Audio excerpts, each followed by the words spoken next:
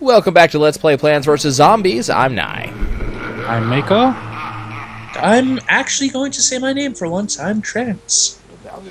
Zombies keep attacking your front yard. Now they try my backyard. And I can't even use mushrooms because they fall asleep during the day. Oh no! But now you've got a pool. Yep, now I have a pool. The one I was going to mention... Scuba zombies. Scuba zombies. The one I was going to mention is Cameo. I remember that one. That was a launch title. Mm-hmm. Cameo was actually really good, too. Did you ever have a chance to actually play it? A little bit, but I don't remember it very well. So Cameo was a launch title for the Xbox 360. And it was a third-person platformer, done really well. And the thing about it was that the main gimmick was that your character was able to transform into various creatures. And each creature had its own unique ability that the character could then use to traverse the area. For example, there was like an ice yeti thing that could climb up ice walls. My favorite was the Thermite, which was a termite that was pushing along a big explosive barrel that could shoot fire out of explode the barrel, all kinds of stuff. That had it could roll on the barrel for rapid movement across the level. All kinds of just nifty little stuff. It was done really well. All the powers felt solid. You kind of wanted to use them all, even if you didn't have to. It was generally good stuff. But it never really, it didn't go anywhere. Once they made it, it just kind of... It set itself up for a sequel. Never happened. Which was strange, because it actually did fairly well. Another game that did really well, and no one seems to remember it. Panzer Dragoon. What do you mean no one remembers it? It is a really well-beloved game, and people are constantly going on it. If I remember correctly, it sells really highly, too. I've heard about it. That's an interesting thing to think about as well, come to think about it. Launch titles. Specifically, there were often launch titles that were, ass, but for every ass one, I've always felt, for every, George Cletus golf, or something generic like that, there's always been something George like, say... Cletus golf. I was trying to come up with an extremely crappy and generic filler name. Anyway, there's always a really cool launch title. Like, for the GBA, I'm pretty sure Castlevania Circle of the Moon was a launch title, right? I don't remember, actually. That was before I was truly into games to a point that I would care. Oh, that game was amazing. Luigi's Mansion. Just such a good game on the GameCube. Really defined it for me. I actually just recently re-got that. I never got really far into it. It's good. It's good. The problem was it's a far cry from how I am now, but back when I was a kid, I was really bad at games like that. Like, I had trouble just getting into them in the first place, and solving the puzzles, things like that. So I got to a certain length in the game, before even the first... I don't think... before the first Mario sighting. I didn't even get that far, and I quit. Which I regret. I'll get back to it eventually. I still have it, but... One game that I feel everyone needs to play. Everyone. The Bard's Tale. Mm-hmm. The writing on that was delicious. Which one? The old 3 or the new 1? New 1. If you get it on Steam, it comes with the old 3 now. Yep. It's not an amazing port, though. It's not amazing, but it's the game. The humor is worth it. Yeah. Yeah, the writing is delicious. The writing is pretty top-notch. It's got a theme of song, as you can only expect. The hero is quite clearly in it for only 2 things. Coin and cleavage. His words, not mine. And actually, I imagine if it was his words, there would have been another word for the second one. No, it says, I'm in it for coin and cleavage, and if you don't have either, shove off. No, but that's his words with censors. I'm sure if he actually put his word in there, it would be a different one. No, because he's a bard, alliteration. I know, it's a C word. Yeah, but he always strikes me as more of a boob guy. I mean, spoilers here for the ending, but there's 3 choices. Side with good, meh. Side with evil, which gets you all the coin and cleavage you could ever want, and ostensibly this is the good ending. But I liked option 3. Option 3 is fun, and more games need to have option 3. Option 3 is the bard basically saying, alright, you're an asshole, you're a liar, and I'm not getting paid enough for this. Fuck all it. of you can get screwed. I'm out of here. Mhm. And he leaves and gets drunk, and it's awesome. Yep. And that's the ending. Just fuck it, I'm out. I'm not the bloody protagonist. Screw what those little trolls following me have been singing. I'm no chosen one. As he insists. It's a good option 3. Yeah. It also has the best NPC, the force field guy. There's also, it's a musical game. Like, Yeah. it's got full-on musical numbers, and they're all quite good. There's And a they'll band, stick in your head and you'll never forget Trogs, them. effectively goblins, that just go around singing this song called It's Bad Luck to Be You, about how being the chosen one kinda fucking sucks. Yep. It should also be mentioned, like, you are not the chosen one. You are You're a chosen one. And Yeah. we've already seen what has happened to all the other chosen ones. Generally, you see them exactly when the song starts. Oh, no. You see them slightly before the song Yeah, slightly starts. before, It right. typically starts right after you finish looting them. Ah, yes, there you go. And I don't mean hitting them with your loot. Though that is a good answer. 2 points of the game that have always stuck out in my mind. At one point, you kill a wolf, and the narrator, and so the bard, having slain the wolf, proceeded to pick up the... This can't be right. The silver... Hey, no, you'd be surprised. This one time, I killed a squirrel, and an entire golden dinner set popped up. Right, well, I'll just be skipping those lines in the future. No, you won't. Those are one of my best sources of income. You don't have to, and from that point, like, you don't have to sell anything you pick up. It just automatically gets converted into gold because the narrator can't be arsed. Yup. More games need to do that. He frequently argues with the narrator. More games need to do that.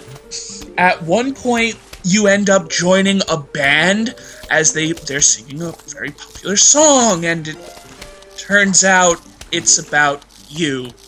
And you accidentally kind of unleashing a demon from hell. But we don't like to talk about that. Yeah. That's a reference to one of the earlier games, huh? Probably. No, it happens in that game. oh, oh. right. That, I remember now. Yeah. And just the look on the bard's face as he realizes just what he's singing about. It is a game. It is another one of those great games that proves that, games can have beautiful writing. Hell, the first thing that happens upon starting the game, you walk into a bar. And Not you only probably do you get thrown out. Not only do you get the kill the rats mission, but it's a complete parody. If you talk to someone, the game immediately launches into what could be considered its title song. Beer, beer, beer, tiddly beer, beer, I beer. remember that one. Yes. It does a full song complete with a follow the bouncing ball. It does that for all the songs, actually. Well, yeah, but it really sets the tone for we should do that game. But see, you know what it didn't do? It didn't have you follow the bouncing pug head, and it didn't have the star that tells you the wrong lyrics. The hell are you talking about? Trance, go look up a song called Brass Goggles on YouTube. I will later. But yeah, if you have a copy, Nye, we should let's play the Bard's Tale sometime. I do, it's just has problems. It's You full gotta- screen this does only. not- Not a PC one. Say again? It's not a PC copy. No, I have a PC copy. The problem is it's full screen only, which causes problems with recording, and it also, and it's just more of a minor thing, it has no controller support, which is kind of obnoxious. It's also, like, I have to admit, it is notoriously finicky. Yeah. When I've played, I've managed to fix both of those things. D3D Windower and XPatter. That sounds like work. Oh god, and Either sorry, of them really work. The first one, you just drop in a file and it just starts in a window. It's kind of cool. I know, but that sounds like more work than I feel like doing. Fair enough. Really, there's an excellent Let's Play of it on the LP Archive too. Because, I care someone else's Let's Play it, but... well, I know. anyway, yeah. Oh, what else? I'm trying to think of other things that might be interesting. Armed and Dangerous. Home to one of my favorite cutscenes ever in a video game. Which one? The mind control of the Yeah. border guards. Anyone who's played will know immediately what I'm talking about. Quit hitting yourself, quit hitting yourself? No. They come across some border guards, and the guy that the wizened old sort of coot that they're trying to protect, uses his power to mind control them and says, quick, what do I tell them? I'm running out of power. Quick, what should he tell us? He's running out of power. So tell him your teapot, to tell them you're so and so. Just tell them that we're not a threat. Oh wait, no, I got it. You're French. We surrender! We surrender! Yeah. I take it you're not a French Canadian, Mako? Oh no! French Canadians are the kind of people that my kind of Canadian makes fun of. Anything involving Stig is just hilarious. The game kind of feels to me like Conker's Bad Fur Day, but if Rare didn't make it. It's really... For example, there is this stereotypical mystical tome that holds all the secrets of the Now the thing is, they got a bunch of they got them there. The evil bad guy has the tome, and he's had his monks working on it to decode it. The problem is that it's protected by a rather powerful spell. This rather powerful spell has made them A, very deranged, and B, convinced that the book is in fact a book on basket weaving. So all the monks have gone just a little bit loopy. On the upside, they make some very nice baskets. Yeah, well, there you go. He's got to support himself somehow. That evil geniusing and mooks do not pay for themselves. I can only hope that's a joke that they make. Speaking of mooks, the weapons in the game are fan-flippin-tastic. Well, the basic weapons aren't anything special, but the special weapons are the ones that make it that are the best. I will say I do like the Frisbee grenades. That's just a thing. But there are weapons, for example, some of the special weapons include a land shark gun, the topsy-turvy gun, which is essentially a giant corkscrew. You stick it into the ground, you hold on, and the entire world turns upside down, and everybody falls off the face of the planet except you. Sounds about right. And then when the bomb power wears out, everything turns right side up, and they all fall down again. Sounds about right. Or of course, there's the Guy Fawkes trader bomb, which is essentially a giant confuso grenade.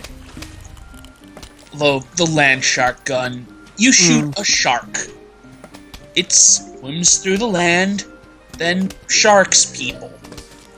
I'm trying to remember of another game that did something similar to that. Saints Row 3, it was a direct homage. No, not that one. I didn't actually like that gun. Not as effective, certainly, as I said, but it was there. Yeah. Also wasn't as interesting, to be honest with you. Well, yeah, you didn't just summon a passive shark, it was bait. Yeah. It's just a fancy way to kill someone as opposed to, oh my god, there's a shark! It also took too long, and it had a fairly high failure rate. One that doesn't get enough attention especially considering there's a sequel about to come out, Crackdown. Crackdown 360 had version. Had a I've sequel. heard of it. Well, yeah, but Crackdown 3 was confirmed. Oh, was Wasn't it? it? Yep. Wasn't it just kind of thought of as like a slightly crappier version of Infamous? Well, first of all, Infamous hadn't come out by then, if I remember correctly, because Crackdown was, if it wasn't a launch title, but it was really damn early. Yeah. And it's not because it's not meant to take itself seriously the way Infamous does. It takes itself seriously and sort of it paints itself with a grimdark picture, but it's intentionally making fun of the grimdark. Yeah. Like, you're a super cop. That's the idea. You're a super cop. You're genetically modified so that the more that you kill with a certain type of skill, the more experience you get to kill better. So, for an example, if you kill with agility, which basically that's only doing like agility. No, that's melee. Agility were orbs you got you for can climbing. Agility has a kill skill. If you do agility, which is doing marksman shots, so basically sniper rifles, things like that, you gain better jumping powers to the point where you're almost jumping over entire buildings. If you kill with melee, you eventually pick up cars and throw them at people. If you kill with cars, not only do cars handle better for you, but also there are specific cars, specifically from your agency, that transform into much better versions of themselves. I'm surprised you don't pop a walnut on those frontmost lily pads just to deal with the I haven't gotten there yet. Another game I'm that's affording good these. and doesn't really pretend to be serious at all. Just Cause. Ooh. No. Just Cause 1 tries to be serious Oh, to a Just given Cause extent. 2. Just Cause 2 is the one that goes stupid. Any game where you can have a preferred kill style of grappling hooking an armored truck to your helicopter and using it as a truck flail. Trance, I'm sorry, another game did it a lot earlier, and I'm afraid a lot better, too. Oh? Mercenaries 1. Yeah, but you couldn't do it at any time. Yes, but you could do it better, and you could do it with a tank. You can still do it with a tank in this. Still better. Another thing you can do is, while vehicle surfing on one vehicle, oh look, cops are chasing you. Grappling hook cop car, grappling hook tree. Ah! I mean, that's good and all, but you know what you can't do in Just Cause that you can do in Mercenaries? Drop a nuke. Whatever you want. Yeah, you can. You can call in nukes? Yeah. I didn't know they had that. Might be a mod. Okay, don't know. Or it might be a cheat. But the modding community is one of the best parts of Just Cause 2. Yeah, I'm talking stuff that was built in. I think you get access to it to just Well, nukes eventually. It's not quite fair for me to call upon Mercenaries, because Just Cause is basically a Mercenaries love letter. It's a lot of the stuff is extremely similar. Fair enough. But we'll talk about that next time, folks. See ya.